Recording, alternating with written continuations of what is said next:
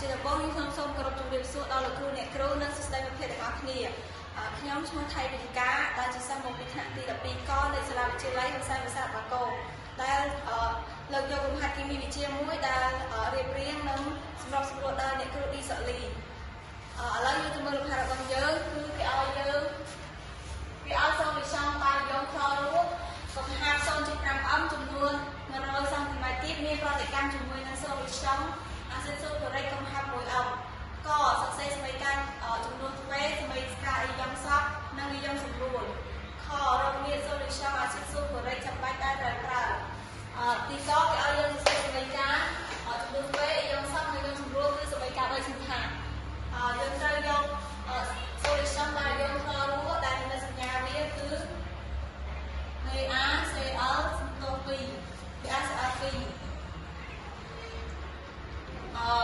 គេឲ្យមានប្រតិកម្មជាមួយនឹងសូលីស្ថង់អាស៊ីតស៊ូក្រូរិកគឺ 2SO4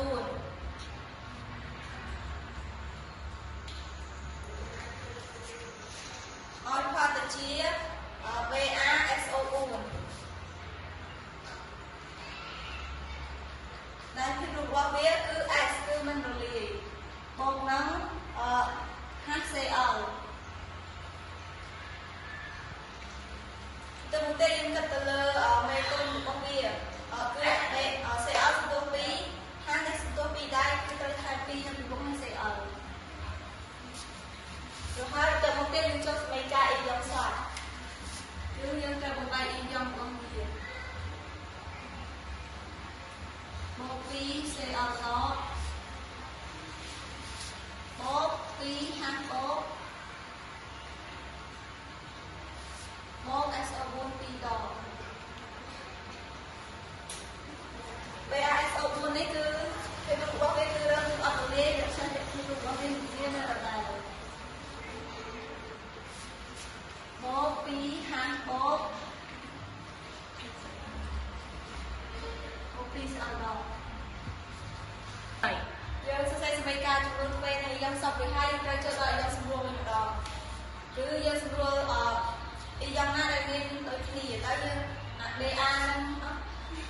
CL និង HO នេះមានដូចគ្នាតែយើងសម្រួលពីនេះចោលនៅសល់តែ DA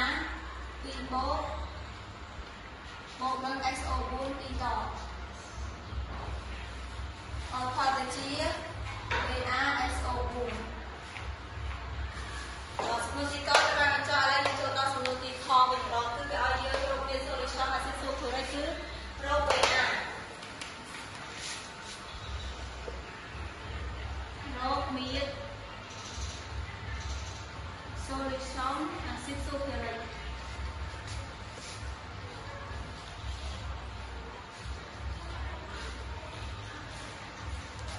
គឺ VA របស់យើងគេប្រាប់គេប្រាប់កុំហាប់អាស៊ីតស៊ូក្រូរិកស្មើ1អង្គកុំហាប់បាយយងខរួចគឺ 0.5 អង្គនិងមាត្ររបស់បាយយងខរួចគឺ 100 សង់ទីម៉ែត្រទៀតយើងដាក់តាមចំនួន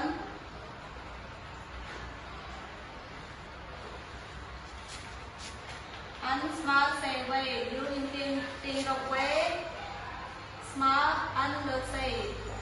ដោយកុំហាប់របស់យើងស្មើ1អង្គទៅមកយើងរក n តាមសមីការ n នៃ H2SO4 ស្មើនឹង n នៃ VaCl2 VA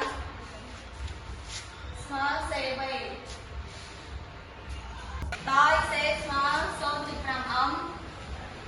V ស្មើ 100 សង់ទីម៉ែត្រគីប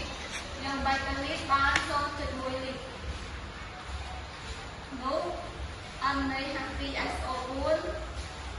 ស្មើនឹង 0.5 គុណនឹង 0.1 ស្មើ 0.05 ម៉ូលយើងបាន